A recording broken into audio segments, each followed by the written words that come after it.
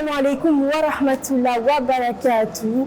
Bienvenue au rendez-vous de l'économie et de la finance. Et bien, vous êtes au International Finance Tour, un événement inédit ici en Côte d'Ivoire. Nous sommes accueillis dans les locaux de la Confédération Générale des Entreprises de Côte d'Ivoire. Nous sommes le 21 octobre 2023 notamment, et la thématique abordée aujourd'hui est exploiter le potentiel de l'économie islamique. Et comme vous l'avez constaté d'emblée avec nos différents panélistes, eh bien, le représentant pays de la Banque islamique de développement est avec nous en ce moment, Monsieur Cheikh Oumar Ouattara. Assalamu alaikum wa rahmatullah.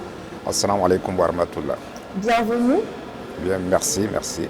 Alors, je viens de vous présenter, monsieur, et dans votre intervention tout à l'heure lors du panel, vous avez parlé d'une réflexion générale à aborder, et donc c'était comment développer la finance islamique en Côte d'Ivoire. Est-ce que vous pouvez brièvement revenir là-dessus? Oui, effectivement, c'est-à-dire l'objectif de notre intérêt d'ailleurs à participer comme partenaire stratégique à cet événement, c'est de pousser la réflexion sur les moyens de promouvoir l'économie islamique. Et cela est tout à fait normal parce que nous sommes une banque multilatérale de développement qui fait exclusivement de la finance islamique. Alors donc cela fait partie de notre mission. Et lorsqu'on a ce genre d'événement où l'idée justement c'est de réfléchir sur les mécanismes de promotion de l'économie islamique, de la finance islamique, on ne peut qu'y prendre part et vraiment essayer d'expliquer comment la banque islamique peut être d'un apport significatif dans ce genre d'initiative. D'accord, étant déjà notre premier intervenant et qui de droit d'ailleurs, Monsieur Cheikh Oumar Ouattara, expliquez-nous qu'est-ce que la finance islamique? La finance islamique, c'est une finance qui répond au principe de la charia. En général, l'un des deux facteurs, deux éléments guident en fait la finance islamique. C'est le fait qu'il n'y a pas d'intérêt, l'intérêt est interdit, et toutes les transactions doivent en quelque sorte être des transactions licites, c'est-à-dire qui ne sont pas haram. Voilà. Donc ça, c'est vraiment les principes généraux qui guident. Bien évidemment, cela n'est pas le cas forcément de la finance conventionnelle où nous avons l'intérêt et également nous n'avons pas l'obligation, il n'y a pas de secteur qui est prohibé, contrairement à la finance islamique. Dans la finance islamique, il y a des secteurs qui sont de facto prohibés qu'on ne va pas financer. Donc c'est les changements majeurs. Mais bien évidemment, le profit est permis. Tout à fait. Alors, Monsieur Cheikh Oumar Ouattara, quelles sont les actions déjà entreprises par la Banque islamique ici en Côte d'Ivoire afin de promouvoir justement celle-ci? La Banque islamique est déjà très engagée en Côte d'Ivoire.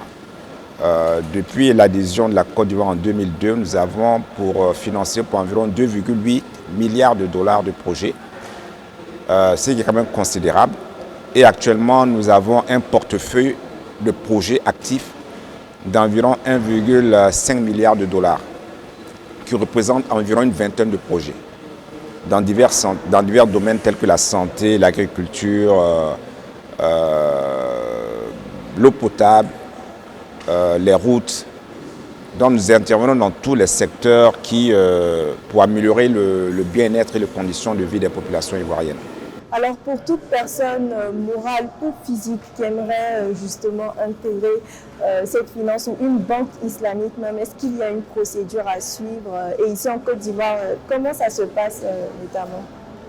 Bon, il faut dire qu'en ce qui concerne la Côte d'Ivoire, 80% de nos financements sont destinés à l'État. C'est-à-dire que c'est l'État qui nous sollicite pour du financement. Donc là, il s'agit on intervient dans ce cas comme un bailleur, un partenaire technique et financier pour l'État de Côte d'Ivoire.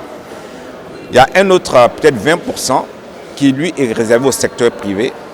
Mais dans ce cas précis, nous n'intervenons pas directement auprès du secteur privé.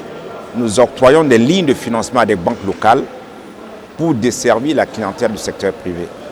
Donc plusieurs banques locales ont déjà bénéficié et continuent à bénéficier de ce type de financement. Et cela est disponible bien évidemment pour les PME comme pour les citoyens. D'accord. Alors, Monsieur Cheikh Oumar Ouattara, vous l'avez dit, en finance islamique, le taux n'est pas exécuté comme la banque classique.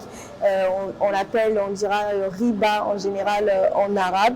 Et puis aussi, vous l'avez dit également, il y a des secteurs d'activité qui ne sont d'emblée pas du tout autorisés pour le financement en finance ou pour la banque islamique. Alors, comment la banque islamique génère ses revenus? La banque islamique génère les revenus à partir d'une marge de profit. Je vous donne un exemple très simple. Supposons que l'État demande à construire une route. Voilà. Nous, on va construire la route et on la revend à l'État de Côte d'Ivoire avec une marge de profit qu'on se fixe. Voilà. Si la route fait par exemple 10 millions, nous la revendons peut-être à 11 millions. Le 1 million de plus, c'est la marge de profit. Et bien évidemment, cela est payé sur une certaine durée. On va demander à ce que ce soit payé sur 20 ans ou 30 ans.